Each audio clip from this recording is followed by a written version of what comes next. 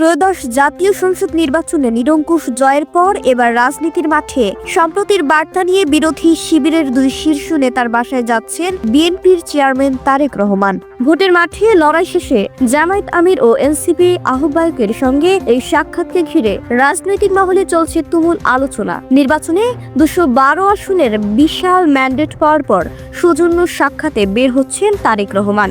BNP চেয়ারপারসনের press wing নিশ্চিত করেছে 15 ফেব্রুয়ারি সন্ধ্যা 7টায় তিনি যাবেন জামায়াত আমির ডক্টর শফিকুর রহমানের বাসায়। এরপর রাত 8টায় জাতীয় নাগরিক পার্টি এনসিপির আহ্বায়ক নাহিদ ইসলামের বাসায় যাওয়ার কথা রয়েছে তার। নির্বাচনে জামায়াত নেতৃত্বাধীন জোট 77টি আসন পেলেও এই সাক্ষাৎকে আগামী রাজনীতির জন্য ইতিবাচক হিসেবে দেখছেন বিশ্লেষকরা। নির্বাচনী ফলাফলে তারেক রহমান ঢাকা 17, ডক্টর শফিকুর রহমান ঢাকা 15 এবং নাহিদ ইসলাম ঢাকা 11 আসন থেকে বিজয়ী হয়েছেন। তিনজনই প্রথমবারের মতো মহান জাতীয় সংসদে প্রতিনিধিত্ব করতে যাচ্ছেন। সরকার গঠনের আগেই এই তিন হবু সংসদ সদস্যের অনানুষ্ঠানিক বৈঠক দেশের রাজনীতিতে নতুন মেরুকরণের ইঙ্গিত দিচ্ছে। বিপুল বিজয়ের পরও বিরোধী মতকে গুরুত্ব দেওয়ার এই উদ্বেগ নতুন রাজনৈতিক সংস্কৃতির সূচনা করবে বলে মনে করছেন সাধারণ মানুষ।